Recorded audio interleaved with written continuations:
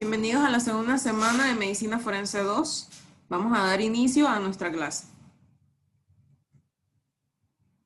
En la unidad 3 vamos a tratar los siguientes temas: autopsia médico-legal y muerte súbita. La autopsia médico-legal, o también conocida como autopsia judicial, es aquella que se realiza en muertes sospechosas de criminalidad, donde vamos a investigar las lesiones o alteraciones cuyo descubrimiento o comprobación nos pueden servir para el esclarecimiento de la causa de muerte en cualquier caso de investigación judicial. Entonces, según Di Maio y Dana, en el libro Handbook of Forensic Pathology, ellos hablan de 5 características que deben tener los casos de muerte donde debemos practicar necropsias forenses. Pero de estos 5 grupos o 5 categorías, solamente 3 de ellas son obligatorias.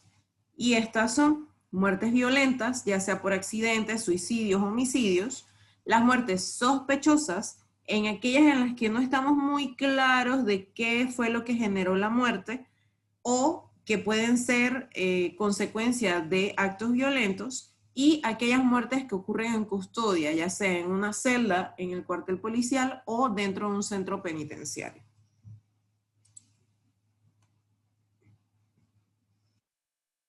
Las leyes que regulan las necropsias o la práctica de las necropsias van a variar de país en país, solamente que en nuestro país no existe una norma específica sobre la práctica de este tipo de pruebas periciales. Es decir, que más que nada los peritos médicos forenses se rigen por protocolos establecidos dentro del Instituto de Medicina Legal y Ciencias Forenses. Las necropsias forenses, es decir, estas 3 categorías de muerte, son obligatorias y no necesito que el familiar me firme un consentimiento informado o que me firme un consentimiento de que yo puedo proceder a realizar la necropsia. ¿Por qué? Porque será entonces los funcionarios de instrucción, llámese Ministerio Público o algún juzgado, son los que van a emanar una solicitud posterior al levantamiento del cadáver para que, mediante un oficio peritorio, el instituto asigne un médico forense y se realice entonces la práctica de la necropsia. Luego de que el instituto reciba el oficio peritorio, el funcionario debe ordenar el examen detenido de las lesiones, heridas, contusiones y cualquier otro tipo de señal de violencia que tenga el cadáver. Ellos son los que después van a emitir un informe donde van a documentar cuál fue la causa de muerte, qué instrumentos la produjeron y cuáles fueron las causas concomitantes. Entonces, como no hay una ley en realidad que rija la práctica de las necropsias ni cómo debe emitirse un informe, el instituto se rige por el artículo 2064 del Código Judicial, y es el que habla de que el dictamen médico forense debe ser minucioso y pormenorizado.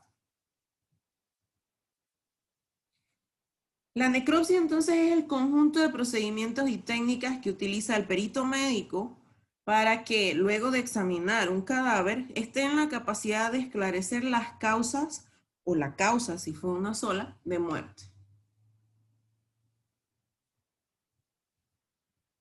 Hay 2 tipos de necropsias: la forense y la clínica. Como ya les mencioné, las necropsias forenses son obligatorias, mientras que las necropsias clínicas son aquellas que usualmente se realizan dentro de un hospital, o las que están en las otras 2 categorías que no entran en la obligatoriedad, donde yo voy a necesitar que el familiar me firme un consentimiento dándome permiso para realizar la necropsia. ¿Okay? Entonces, la necropsia forense se va a poner en práctica para aportar pruebas científicas en la investigación de casos de muerte. Es decir, las 3 categorías que hablaba Di Maio. La necropsia, incluyendo las disecciones y la toma de muestras, debe practicarse por el mismo médico forense.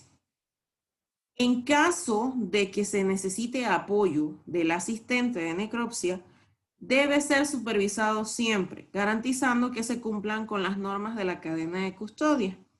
Y ya vamos a explicar por qué el médico forense debe supervisar a su asistente. El médico forense también está obligado a fijar, documentar, preservar todas las muestras tomadas, así como también cualquier elemento u objeto de valor dentro del proceso judicial. Es que el perito médico es el responsable directo de todos los procedimientos que se realicen durante la investigación o evaluación del cadáver y es quien será llamado a declarar sobre el caso. Cualquier error que se dé en la evaluación, en la necropsia, en el informe, en las muestras y en el estudio de las mismas, siempre va a recaer esa responsabilidad sobre el médico forense y no sobre su asistente. Luego de que el perito médico forense realiza todos los pasos ya mencionados, debe proceder a desvestir el cadáver, revisar, describir las prendas de vestir, dando especial atención a cualquier detalle que nos indique trauma o sospecha del mismo. Luego de eso, limpiar el cadáver y tomar vistas fotográficas del rostro de frente y de perfil. Los objetivos principales de la necropsia serán entonces documentar la identidad y los hallazgos, establecer la causa de la muerte, identificar o excluir cualquier causa subyacente de muerte, recolectar, documentar, preservar las muestras que ha recogido, contribuir al establecimiento de la manera de muerte.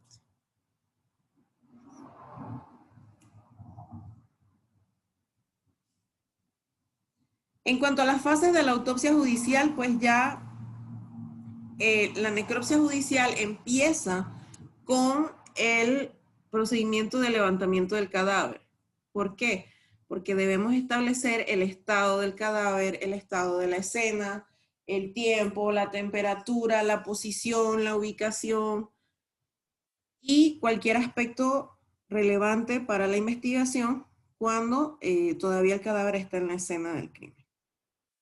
Posteriormente realizamos un examen externo donde fijamos fotográficamente todo lo que hemos visto.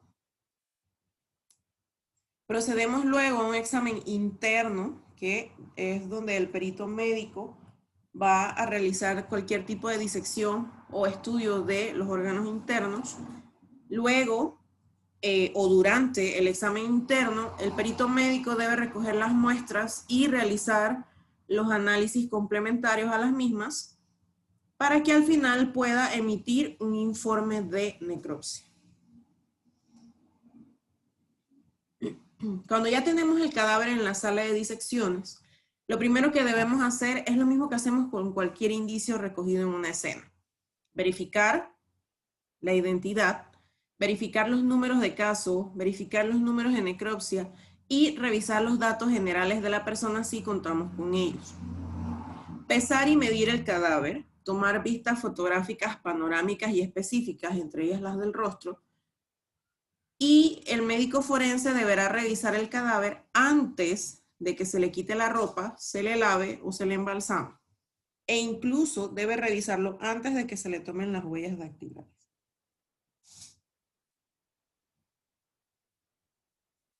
En casos de muerte en niños por maltrato físico, en casos de heridas por arma de proyectil, en casos de cuerpos carbonizados o severamente mutilados, deben tomarse radiografías, obviamente, si se cuenta con el equipo necesario. También debemos recoger evidencias trazas de las ropas, prendas de vestir y superficies corporales en casos de homicidio. Y es aquí donde también entra el aspecto de la recolección de muestras con el kit de asalto sexual.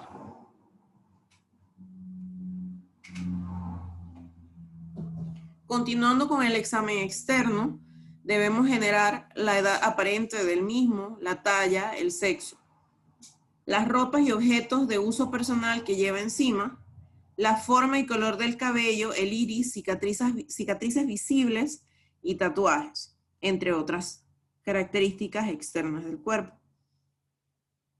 También los signos relativos a la data de muerte. Por eso es importante estar presentes o dejar plasmados en fotografías o videos cómo estaba el cadáver en la escena y cómo está ahora en mi mesa de disección. ¿Cuáles son los signos que nos orientan sobre la causa de muerte? La presencia de lesiones traumáticas, los signos externos de los procesos patológicos espontáneos y cualquier otro signo de origen no natural. Todo lo que a usted no le parezca que esté bien, puede ser que nos sirva para la investigación o el proceso judicial. Entonces, todo lo que encontremos lo vamos a describir cuidadosamente, vamos a identificar o plasmar por escrito la cantidad, la forma, el tamaño, dónde está.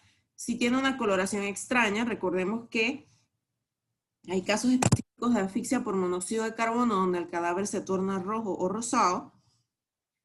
Pueden haber signos de desnutrición. Esto también puede manejarse como un posible caso de violencia o maltrato. Olores característicos, sobre todo cuando son envenenados con arsénico o cianuro, que genera un olor almendrado, y cualquier signo relativo al medio en el que ha permanecido el cadáver. Todo lo que el medio externo pueda dejarle a nuestro cadáver. Entonces ahora pasamos al examen interno. Para que el perito médico acceda a las cavidades corporales y el contenido de las mismas, debe practicar ciertas incisiones en la parte anterior del tronco. Ahora bien, cada incisión tiene su recomendación específica. Cada incisión es elegible por el perito médico y también puede ser elegible dependiendo de cómo sospechamos que falleció esa persona. Entonces tenemos incisiones en tipo Y, que son las que se utilizan más comúnmente porque nos facilita el acceso a la parte interna del cadáver y también es estética. Es decir, que cuando lo vistan los familiares no se va a ver ninguna cicatriz. Está la incisión en T, la incisión en I, la incisión en U, y también a nivel del cráneo se realizan incisiones craneales, ya sean oblicuas o mastoideas. Aquí vemos los ejemplos de cómo se hacen las incisiones más comunes.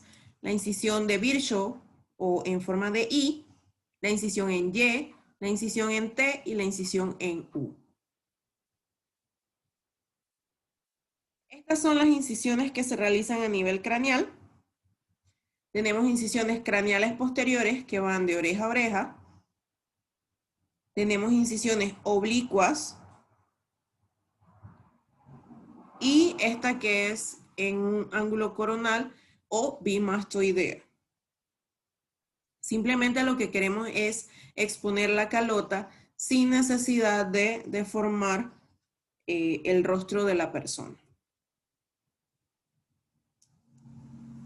Luego de que exponemos las cavidades, procedemos a examinarlas y cuantificar cualquier fluido que esté contenido en ellas. Llámese sangre o, por ejemplo, contenido gástrico, humor vítreo, cualquier tipo de hemorragia interna que tenga la persona, etcétera, etcétera. Vamos a revisar las paredes. Esto es importante en busca de contusiones internas o formación de coágulos. Y se examinan los órganos in situ, es decir, dentro, asimismo nada más abrimos y observamos en general lo que tenemos. Aquí entonces el perito médico debe recordar tomar muestras de cada uno de los fluidos para análisis toxicológicos.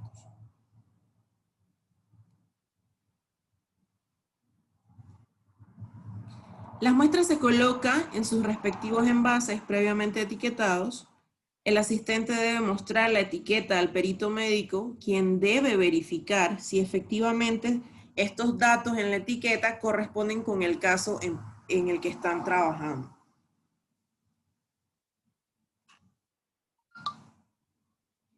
Entonces hablemos un poquito sobre las técnicas de estudio del cuerpo de manera interna.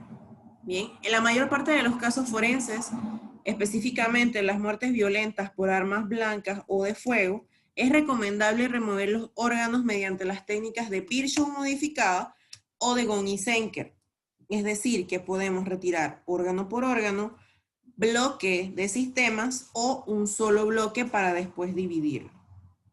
Y poder entonces estudiarlo a cabalidad. En cuanto a la técnica de Letoul mejorada, erróneamente conocida como Rokitansky, consiste en la extracción completa del bloque de vísceras cervicales, el bloque torácico y el bloque abdominal, para luego entonces dividirlo por sistemas.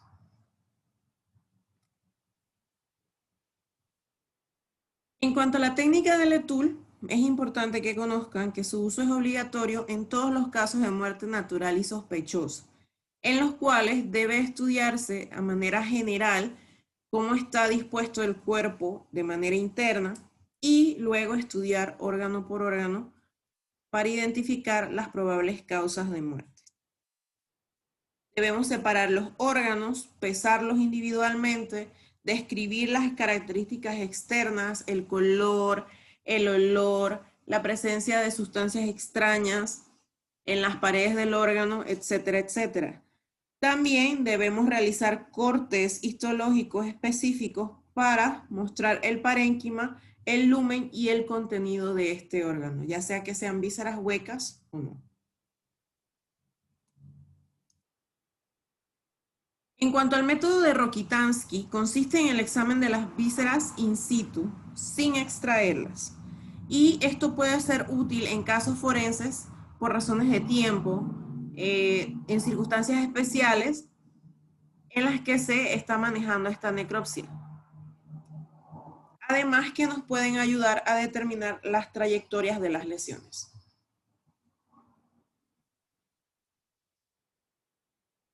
El examen interno del encéfalo y de las demás estructuras anatómicas contenidas en el cráneo se realiza previa sección del cuero cabelludo y apertura del cráneo por cualquiera de las tres disecciones mencionadas anteriormente. Lo que vamos a hacer primero es examinar el contenido del cráneo dentro de la calota y luego vamos a extraer el cerebro, el cerebelo y parte del tallo cerebral, todo en un conjunto, para después entonces tomar muestras y realizar los cortes histológicos para el estudio.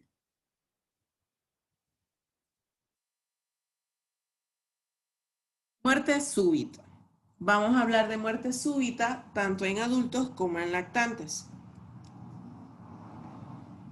Hipócrates formuló la primera definición de muerte súbita, la cual decía que eran aquellas que son objeto de frecuentes y graves desmayos sin causa obvia y que mueren súbitamente. Es común que en los adultos veamos la persona se desmayó y nunca más despertó. Un infarto fulminante le llaman. ¿Okay?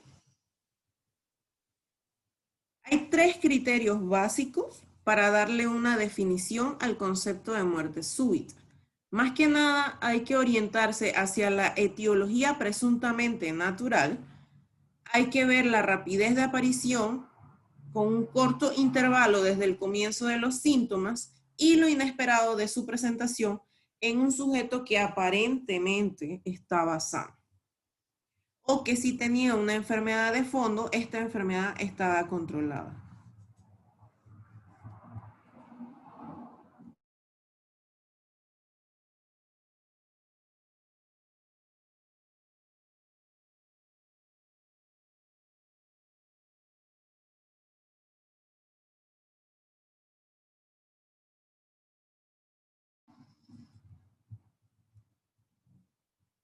La muerte súbita es uno de los campos de la medicina forense donde se establece un contacto más directo de contenido con la medicina clínica.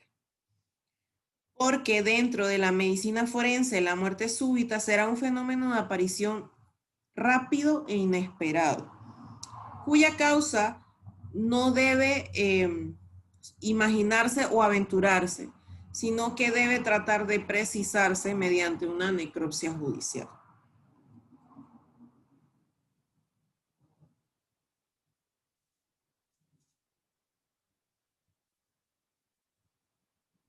La muerte súbita no obedece a una etiología en específico, sino que es un concepto que vincula ciertos fenómenos que aparecen en la persona.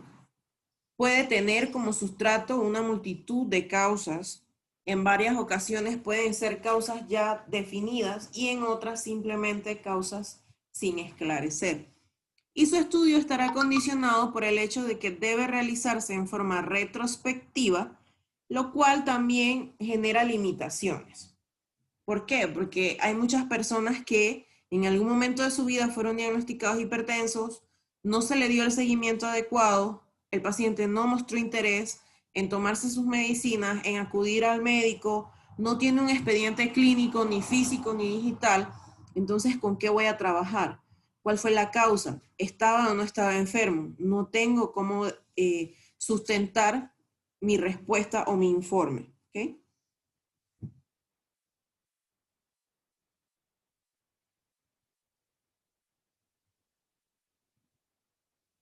La muerte súbita se clasifica en dos grandes grupos en función de si existe o no una causa específica.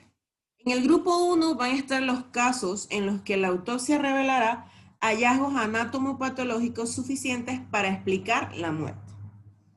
Y en el grupo 2 van a estar incluidos todos los casos heterogéneos muy infrecuentes en los que, a pesar de realizar una buena necropsia y un protocolo adecuado, simplemente los hallazgos no son suficientes para explicar de manera clara y concisa la causa de la muerte.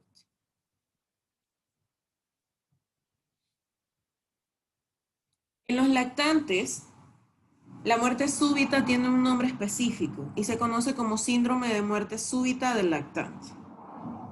Y no es más que la muerte repentina e inexplicable de un bebé de menos de un año de edad. Y también se le conoce como muerte en la cuna. ¿Okay? Muchas mamás o muchos médicos tienen miedo que el bebé duerma de esta manera, boca abajo.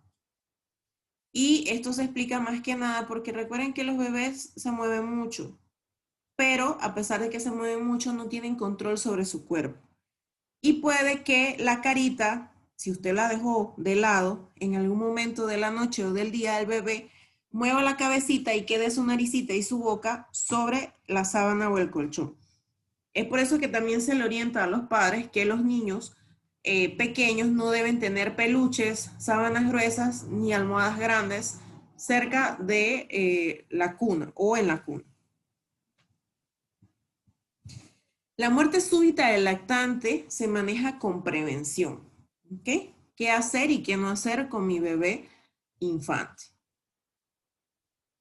La falta de respuestas es lo que convierte a este síndrome en algo tan temido, como vi ahorita en el grupo que alguien puso que es la causa más común de muertes en bebés. Es la principal causa entre bebés de 1 mes a 12 meses o 1 año de edad, y a pesar de que se ha investigado tanto, continúa siendo impredecible porque depende de muchos factores externos asociados. El riesgo de muerte súbita en el lactante se puede reducir enormemente y lo más importante es que los bebés siempre duerman boca arriba, ¿ok? Y si lo va a poner a dormir boca abajo o de costado, esté vigilado. Porque esta posición para dormir entonces nos va a incrementar el riesgo de muerte súbita del lactante. Bien, vamos a tomar un receso de 5 minutos y continuamos con la unidad 4.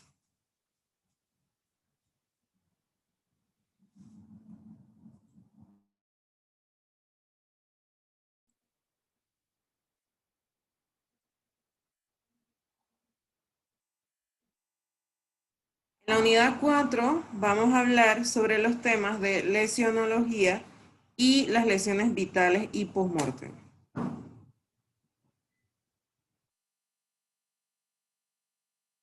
El concepto de lesionología no es más que la ciencia que estudia las lesiones, la clasificación de las mismas y los aspectos médico-legales. Tenemos el trauma físico. Es un daño anatómico que disrupte la integridad corporal y o funcional, dependiendo de qué lugar del cuerpo se ve afectado por este trauma, el cuerpo humano producido por cualquier forma de fuerza exterior. Como vemos en la imagen, hay un clavo atravesando el dedo, el segundo dedo, ¿verdad? Y lo que vamos a ver es que estamos probablemente lesionando la articulación de alguna de las falanges de este dedo, por lo tanto la persona va a perder función, no va a poder flexionar ni extender ese dedo hasta que el cuerpo extraño no sea extraído y la lesión no sea manejada, ya sea en cuarto de urgencia o quirúrgicamente, dependiendo de qué tan grave sea la lesión. ¿Cómo vamos a clasificar el trauma físico? De acuerdo al agente lesivo, puede ser mecánico, térmico, eléctrico, químico y por radiaciones. Los traumas mecánicos son resultantes de la aplicación violenta de energía cinética en el cuerpo. Es la forma de trauma más frecuente, porque siempre nos golpeamos con la esquina de la mesa, siempre nos caemos. Estos casos de asfixia mecánica, ya sea porque nos atragantamos con un pedazo de comida, y también los efectos del uso de armas punzocortantes y armas de fuego. El trauma térmico, por su parte, por el efecto del calor, ya sea quemaduras, escaldaduras, e incluso por el frío ocasionados por la hipotermia. El trauma eléctrico puede ser consecuencia tanto de la electricidad como de cualquier efecto eléctrico natural, es decir, los rayos. Entonces, la artificial recibirá el nombre de electrocución, mientras que la natural recibirá el nombre de fulguración. El trauma químico es aquel causado por la acción general o local de cualquier compuesto químico. Y las radiaciones o los traumas por radiaciones son consecuencias de cualquier tipo de exposición a radiaciones, ya sea explosiones nucleares, incluso la luz del sol cuando vamos a la playa. ¿Okay? Hablemos un poco de algunas lesiones. Las lesiones elementales van a ser aquellas que son simples o que son en cierto grado leves, que no son algo tan dañino para la anatomía humana. Están el eritema postraumático, las escoriaciones, las equimosis, los hematomas, las heridas contusas y las fracturas.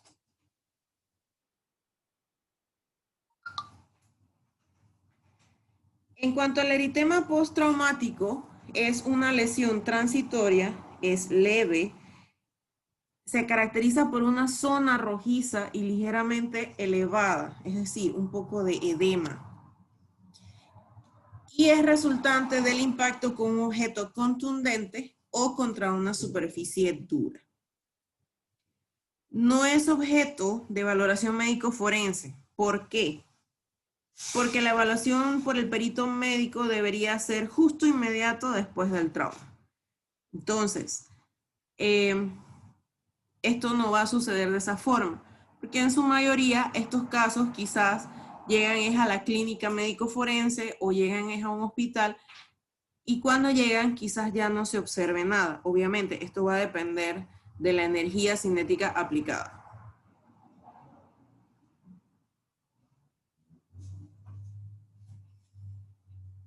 Ahora bien, entonces, que no exista eritema postraumático no quiere decir que no se haya producido un trauma con anterioridad.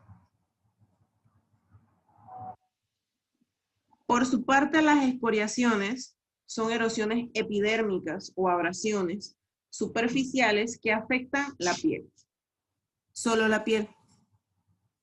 Su forma generalmente puede ser lineal o curva, dependiendo del objeto que las produce. Pueden ser consecuencia de arañazos o rozaduras.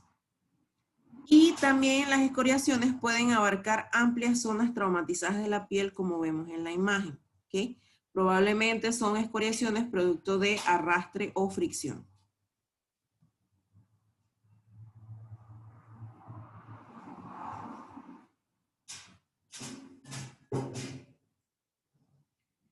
En cuanto a la evolución de las escoriaciones, va a depender generalmente de el lugar donde se da y el objeto con el que se produjo, pero duran un par de días y no dejan cicatriz permanente. Lo más importante de las escoriaciones va a ser su forma. Por ejemplo, si notan esta escoriación, como ya les mencioné ahorita, probablemente puede ser consecuencia de arrastre o de fricción, mientras que esta aparenta ser producto de un arañazo con las uñas.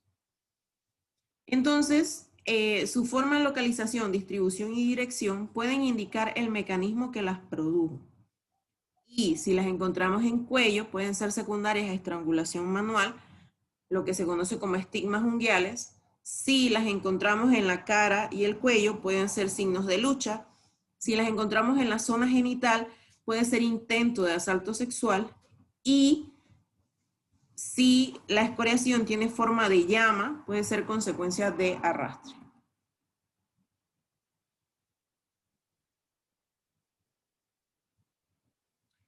Otro tipo de lesión es la equimosis. Es una colección difusa de sangre extravasada que se forma debajo de la piel intacta por ruptura de pequeños vasos sanguíneos. Es decir, simplemente por el trauma ocasionado voy a romper los vasos capilares y la sangre va a salir como puntilleo o de forma lenta.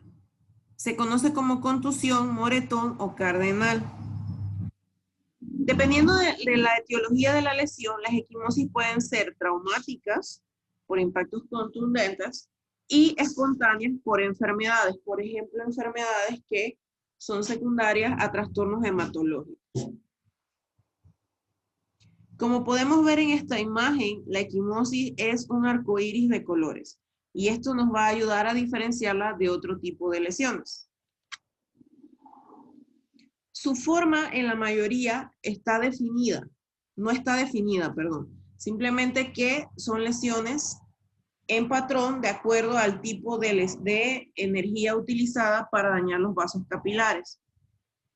La única variante de las equimosis, es decir, la única forma de equimosis que va a tener forma de algo, serían los chupetes o sugilación, puesto que es una lesión mixta resultante de presión y vacío sobre la piel.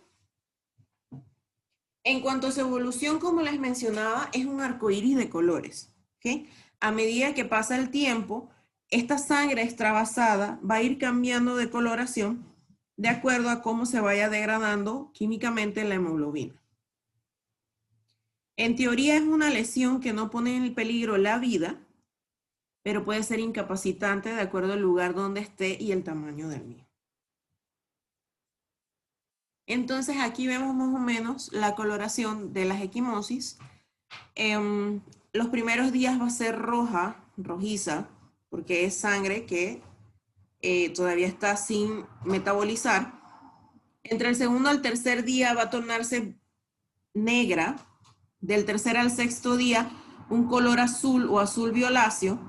Del séptimo al 12º día, una tonalidad verde o verde amarillenta. Y después de los 12 a 16 días, un tono amarillo, que después de ese tiempo, entonces también va a ir en degradé hasta que vuelve al tono normal de la piel. ¿Por qué son importantes las equimosis? Porque indican impacto directo con un objeto contundente. Pueden ser secundarias a caídas. Cuando son múltiples y se asocian a escoriaciones en lugares específicos como el rostro, el cuello, las manos y otras zonas corporales, pueden ser signos de lucha. La presencia de varias lesiones pueden ser indicios de estrangulación manual cuando son encontrados en la parte anterior y lateral del cuello. Y las equimosis de diferente patrón o diferente forma, con diferentes tiempos de evolución y asociados a las llamadas zonas de castigo, sobre todo en los menores de edad, indican un probable maltrato físico infantil. Porque lo que nos va a indicar es que es un trauma subsecuente en diferentes tiempos. La siguiente lesión es el hematoma. También es una colección de sangre, pero es una colección mucho más localizada y de mayor volumen.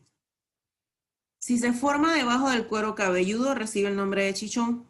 Si se forma dentro del cráneo, entre alguna de las meninges, cualquiera de ellas, por ejemplo, un hematoma subdural o epidural, pueden formarse debajo de la piel y también pueden formarse en cavidades corporales o en los órganos sólidos, por ejemplo, el riñón, el hígado y el vaso. En este ejemplo estamos viendo un hematoma postraumático en el área del glúteo derecho, ¿ok? Si pueden notar el aumento de volumen de un glúteo al otro y esta coloración tan violácea, rojiza y el edema. Es producido más que nada por la ruptura de vasos sanguíneos de mayor calibre, entre ellos venas y arterias, y recordemos que las equimosis son simplemente vasos capilares. En cuanto a su evolución, pueden presentar complicaciones. Si permanece mucho tiempo en el cuerpo sin ser drenado, puede provocar un encapsulamiento e incluso que esa sangre acumulada, esos coágulos se infecten y formen colecciones de pus, se muera el tejido interno, produzca algún absceso e incluso ulceraciones. Su importancia más que nada va a depender de la extensión y localización. Especial cuidado con los hematomas grandes, profundos, que pueden comprimir otras estructuras anatómicas subyacentes y que pueden poner en riesgo la circulación o el riego sanguíneo en el cuerpo. Esto más que nada cuando se forman en las paredes internas del cuerpo o en los órganos. ¿Cuáles serían las diferencias entonces entre una equimosis y un hematoma? Pues ya hablamos que las equimosis son un arcoíris de colores y el hematoma es un cambio de coloración que va a permanecer entre las tonalidades azules o violetas, creando efectos de masa por la acumulación de coágulos, ¿ok? Y la única forma de evitar que se compliquen es drenando el hematoma. Por su parte, las heridas contusas o contundentes son mucho más graves que las anteriores. También son resultantes de acciones traumáticas con objetos sólidos, impactando violentamente la anatomía y que pueden ocasionar la ruptura de la piel y tejidos corporales profundos. E incluso, dependiendo del objeto o herramienta que los ocasionó, puede tener como consecuencia las fracturas. En esta imagen vemos ejemplos de heridas contusas, ¿ok? En la primera vemos un martillo y en la segunda vemos un rallador. En el martillo vamos a ver un halo equimótico y la pérdida de continuidad de la piel que en teoría va a tener la forma de la cabeza del martillo. Mientras que con el rallador, dependiendo si hubo arrastre o no, vamos a tener áreas equimóticas, pequeñas laceraciones y marcas en forma de puntilleo porque el rallador tiene pequeños agujeros. En cuanto a sus características, la mayoría de las veces tienen forma irregular. Pueden tener un aspecto apergaminado, así como papel duro, y algunas zonas con escoriación o equimosis. La lesión, si es fuerte, pero no llega a romper por completo la piel, puede tener puentes dérmicos que se van a observar como pequeños hilos blancos entre la piel cortada que simplemente van a servir como de unión entre la piel lesionada. La importancia de estas lesiones es que el trauma mecánico que la causa es violento, ya sea por impacto directo, por caídas o por precipitaciones. Por su parte, las fracturas son la pérdida de continuidad del hueso, resultado de la acción violenta de una fuerza mecánica. Ejemplo de ellos, fracturas lineales, es cuando recibimos un impacto directo, como sucede en los huesos del antebrazo, y de forma indirecta, cuando se aplican mecanismos varios, entre ellos tracción, torsión, angulación, rotación, y así vamos a ir generando otro tipo de fracturas. En cuanto a los miembros inferiores, pueden haber fracturas lineales, pero en los peatones vamos a encontrar otro tipo de fracturas. En esta imagen estamos viendo los tipos de fracturas. Tenemos fracturas lineales, fracturas transversas, fracturas oblicuas desplazadas que pueden generarme una fractura abierta, fracturas en espiral, que se dan más que nada por torsión y también pueden encontrarse en atropellos. Las fracturas en tallo verde. ¿Alguna vez han intentado romper una rama de un árbol que todavía tiene vida? La rama se deshilacha, pero nunca logra romperla. Ese es el mismo efecto que tienen las fracturas de tallo verde. Y se da más que nada en los niños, porque recordemos que los huesos de los niños son más flexibles porque todavía están en formación. Y quizás no se rompan del todo o tengan fracturas lineales o tallo verde. Tenemos fracturas comminutas que pueden ser por compresión o por estallidos, y como les mencioné, pues las fracturas pueden ser cerradas o abiertas. Las abiertas son mucho más graves. Hay huesos que sangran demasiado y en pocos minutos pueden ocasionar la muerte.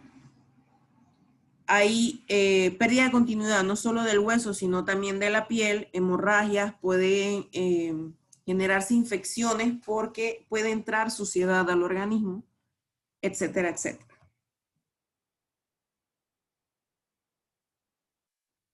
Comparado con la piel, el hueso pasa por 5 procesos o 5 fases de curación, las cuales van a depender de la edad de la persona, su estado nutricional, si sufre de algo, etcétera, etcétera. La primera fase es una fase hemorrágica, todos los huesos sangran, unos más que otros. La segunda es de proliferación periostal y endostal, es decir, se van a empezar a formar muchas células óseas para entonces pasar a la tercera fase, que es la formación del callo. La cuarta es consolidación y la quinta es remodelación. Ahora bien, hay personas que se estancan en la 4 y la 5 y forman un callo óseo exagerado.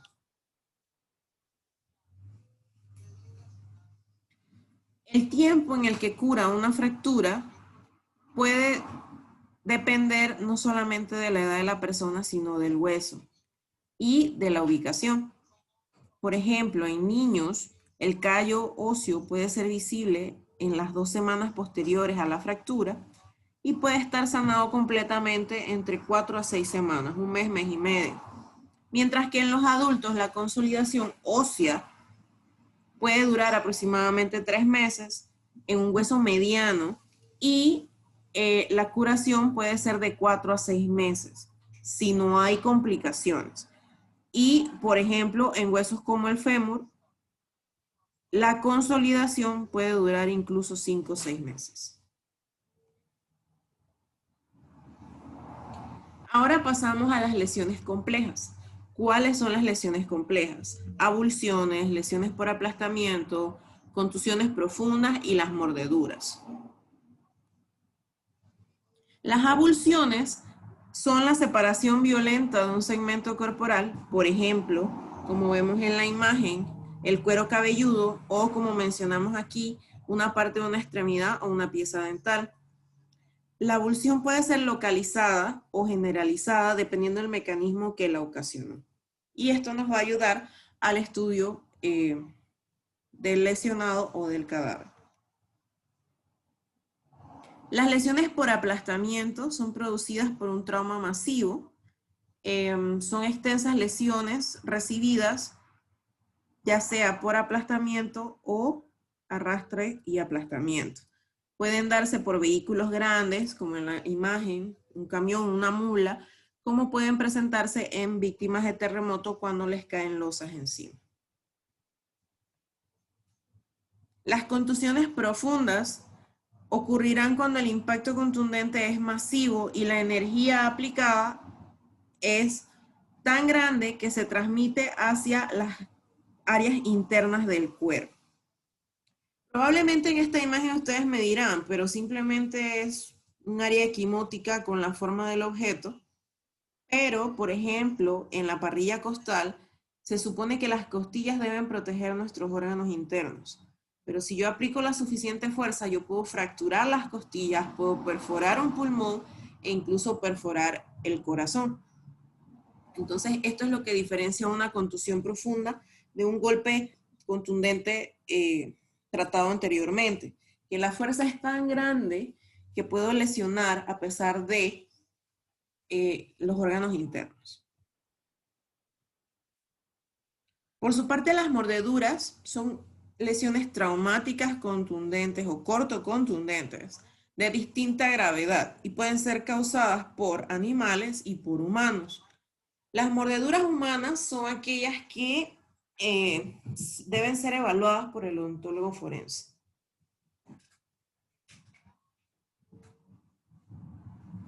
Por lo general, cuando se observan en partes expuestas del cuerpo, aparecen como líneas curvas de escoriación y equimosis, que semejan las impresiones dentales. Puede haber o no puede haber ruptura o pérdida de continuidad de la piel. Estas marcas van a permitir entonces la identificación del autor de la mordedura, aunque en la actualidad se ha dejado de realizar el moldeado odontológico, es decir, esta creación de moldes de yeso o de silicón que podíamos comparar la lesión con el victimario, ya no se están haciendo por muchas causas. Quizás el único ámbito en el que vamos a encontrar estos moldes es en la odontología en general o en la ortodoncia para la aplicación de frenos. De acuerdo a su localización, las mordeduras pueden interpretarse de la siguiente manera. Aquellas que denotan agresividad estarán localizadas en el rostro, en las orejas, en extremidades superiores, en el pecho y en la espalda. Aquellas que denotan defensa estarán en las manos y antebrazos. Aquellas que denotan sexualidad o son de carácter sexual estarán ubicadas en los senos, en el cuello, en la zona genital o paragenital de una víctima sospechosa de ataque sexual. Y aquellas que son autoinfligidas en áreas anatómicas accesibles, por ejemplo, las caras anteriores de los hombros o en las extremidades.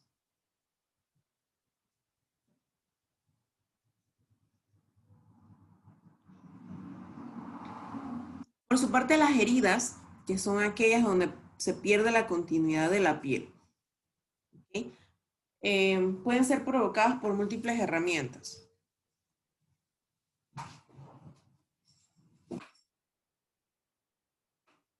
Tenemos las heridas cortantes o incisas, que son producidas por objetos afilados como latas, vidrios, cuchillos. Pueden seccionarse capas más internas o profundas de la piel, entre ellas los músculos, tendones y nervios. La herida va a tener bordes limpios, lineales, con hemorragias escasas, obviamente, esto va a depender de la profundidad y también de la ubicación. Heridas punzantes son aquellas producidas por objetos punzantes, entre ellos clavos, agujas, y en este tipo también se incluyen las mordeduras por serpiente. La lesión va a ser dolorosa, de hemorragia escasa, orificio de entrada poco notorio. Obviamente puede ser peligrosa porque al intentar retirar el objeto punzante podemos ocasionar una hemorragia abundante. Además que pueden haber perforaciones de vísceras y hemorragia interna. Las heridas cortopunzantes son aquellas producidas por objetos agudos y afilados, entre ellos tijeras, puñales. Es una combinación de las heridas incisas y las heridas punzantes.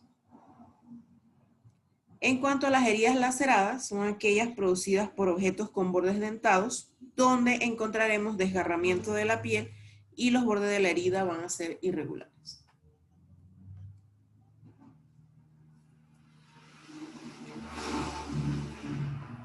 Bien, aquí encontramos ejemplos de estos 4 tipos de heridas, las heridas incisas, pareciera hecha por un bisturí de hecho, las heridas punzantes, por ejemplo un clavo de nuevo, las heridas cortopunzantes que también son lineales pero profundas, y las heridas laceradas que son de aspecto irregular y sangran mucho.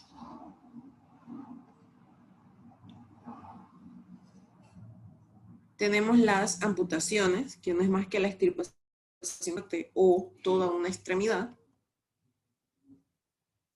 Tenemos las heridas por arma de fuego, que va a depender mucho la distancia, el calibre, la velocidad, el proyectil, entre otras características. Y lo más importante es determinar cuál es el orificio de entrada, cuál es el orificio de salida, si fue a quemarropa, si fue a larga distancia, si era de contacto.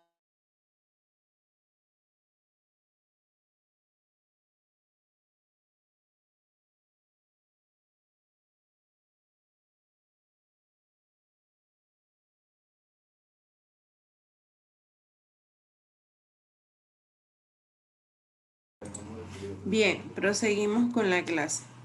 Habíamos quedado en los aspectos de que las heridas por arma de fuego, la lesión que estas producen va a depender de muchos factores, entre ellos el tamaño del proyectil, el tipo de arma, la velocidad y obviamente también el ángulo y la distancia de impacto. En cuanto a la piel y el hueso, lo que quiero que entiendan es que la piel, a pesar de que hay pérdida de continuidad, al final ella trata de regresar a su estado normal, mientras que el hueso sí va a perder su estructura normal. Esto va a generar probablemente fracturas conminutas y posteriormente por compresión.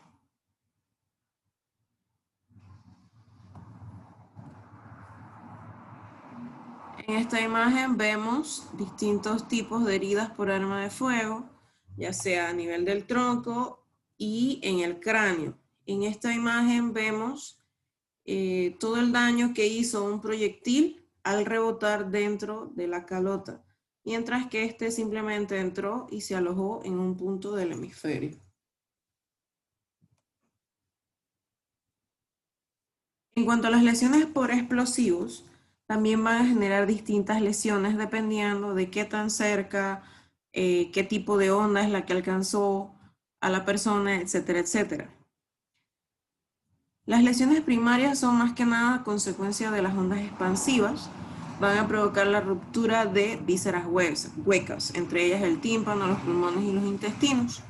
Las lesiones secundarias van a ser producidas por la metralla de la explosión, que es cuando los objetos son despedidos a gran velocidad y ocasionan lesiones penetrantes. Las lesiones terciarias son consecuencia del impacto, ya sea que la víctima es despedida contra el suelo o contra un objeto, o un objeto es despedido contra una persona.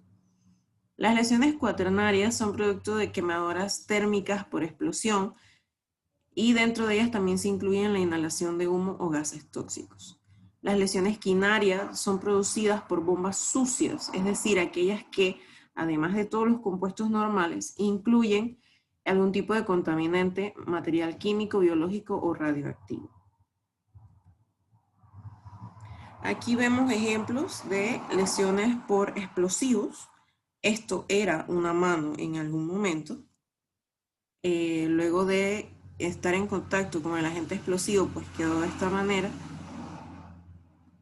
Y estas son lesiones producidas por minas antipersonas, que como la onda expansiva viene de abajo hacia arriba, pues así mismo van a ser las lesiones a nivel de las extremidades inferiores y probablemente dependiendo de la potencia que incluye el explosivo, también puede ocasionar daños a nivel del tronco inferior.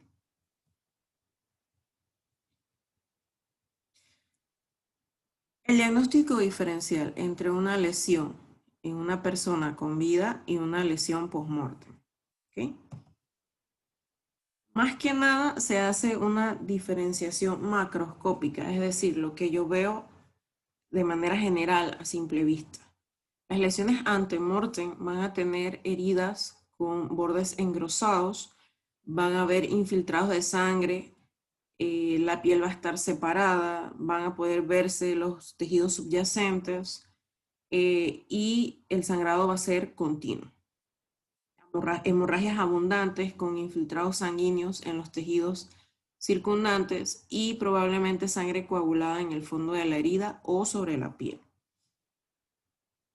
Mientras que las lesiones post-mortem van a tener heridas con bordes blandos, no va a haber engrosamiento de los bordes van a estar aproximados, no va a haber retracción de la piel, no va a haber exudación, no va a haber sangrado, no va a haber infiltrado sanguíneo en los tejidos y tampoco vamos a encontrar sangre coagulada. Y es como vemos en esta imagen. Resumamos esto en una palabra. Lesiones ante-mortem, sucio. Lesiones post-mortem, limpio. ¿Ok? Y de esa manera entonces vamos generando cómo diferenciar una de la otra. Bien, chicos, ¿tienen alguna pregunta?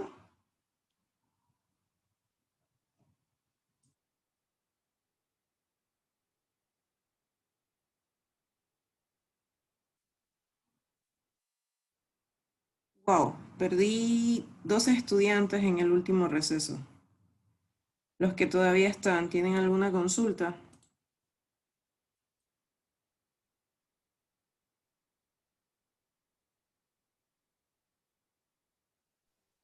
No, profesora, por mi parte no. No, profesora, estamos bien. No, profe, todo claro.